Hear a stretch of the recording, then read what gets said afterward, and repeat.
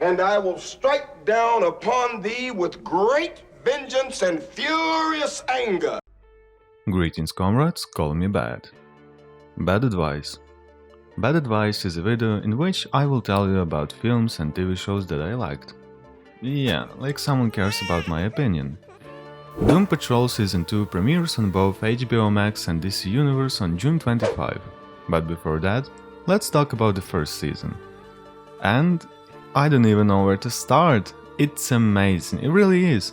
Even if you don't like superheroes and haven't read a single comic book, you'll still like this show. Probably. Because it's not about saving the world, meaningless sacrifices and stupid villains. Yes, Stannis, I'm talking about you. What did they do to you? You were an almost perfect villain in the Infinity War.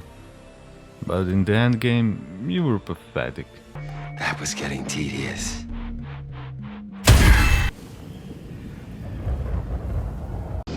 Firstly, Doom Patrol, it's about the characters. Each of them is interesting. You empathize with them. Doom Patrol did what the X-Men couldn't do. They showed the metahuman and their problems in everyday life, how they cope with their superpowers and what it cost them. The only character of the X-Men who was interested in that was Rogue. She had problems, she couldn't touch other people, her love was deadly. Of course, it's incorrect to compare the film and the series because in the format of a series, the creators have more screen time and opportunities to reveal the characters. But the X-Men movie series already has 12 films, including Deadpool and Deadpool 2. Okay, let's move on. Another thing about the characters is that there is no black and white, good and evil, everyone has their own skeletons in the closet, because no one can be Captain America. Except Captain America. And each of them has his own personality. Especially Crazy Jane, she has 64 alternative personalities and each of them has its own superpower. And she's amazing. Diane Guerrero did a great job. Each of her personalities is recognizable. Speaking of acting, all the actors here are great. April Bowlby, Alan Tudyk, Matt Bomer, Timothy Dalton, Joivan Wade. And I was really glad to see Brendan Fraser. His career wasn't going so well, but he's a nice guy and an awesome actor. And I still believe that he'll get a good role in a good movie. Directing, staging, music, everything here is great. And despite the fact that there is a very good dramatic component, humor is even better. I was with a smile on my face almost all the time.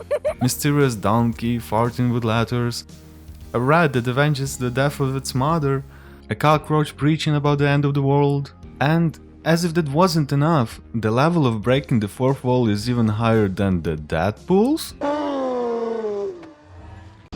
What about the villain? As the famous film critic Roger Ebert said, each film is only as good as its villain. And Mr. Nobody does this job well. Alan Tudyk is amazing in this role. He's charismatic and his voice and manner of speech as a stereotypical villain of the 60s, it's fantastic. And in my opinion, he is one of the most underrated actors. You can ask me, Bad, you praise DC and scold Marvel? Does this mean that you hate Marvel and want to raise DC? So that people think that DC is better than Marvel? Ah, for God's sake, I have 8 subscribers. Who will ever see this video and who is interested in my opinion?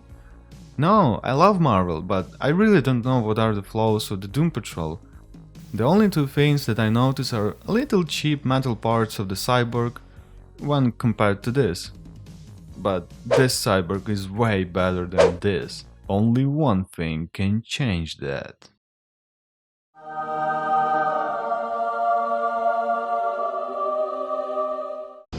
Second thing, they forgot to process Larry's voice in this scene. I'm starting to feel like this entire thing is a waste of time. Usually his voice sounds muffled because the bandages. What's the single most remote place I can get to from the next bus?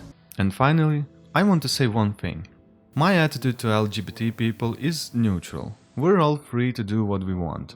Except when it's illegal, of course.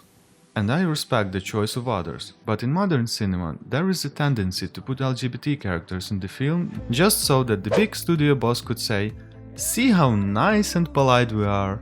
We do care about the minorities," but in fact often these characters are useless for the film.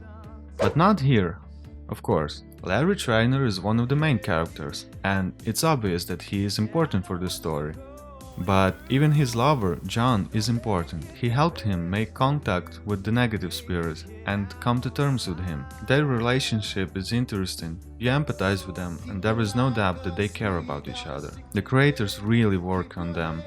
They care. And I think it's disrespecting when the filmmakers put LGBT characters but make them useless and uninteresting so that they don't distract from the main characters. That's all for today. Press dislike if you didn't like the video, like if you did, comment and subscribe. And may the force be with you, comrades.